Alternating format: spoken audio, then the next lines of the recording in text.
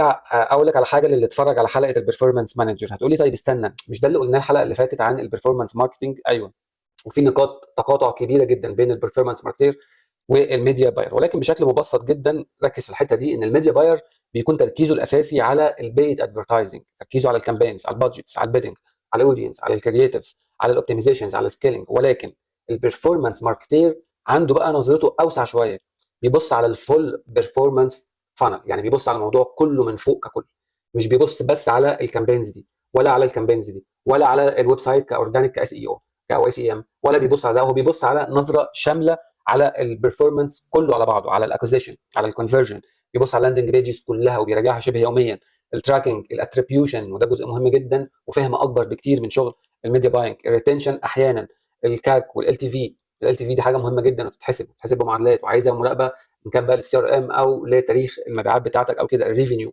فبيبص بنظره اوسع لامور كتير قوي. فالميديا باينج هو جزء من البرفورمانس ماركتير، يعني جزء من المنظومه بتاعه البرفورمانس للشركه كلها، او بالفورمانس ادفرتايزنج يعني كده. لكن حسب الشركه طبعا ممكن تلاقي الوظيفتين متداخلين شويه او بيعملوا نفس الحاجه تقريبا. فده بالنسبه لحته الميديا باير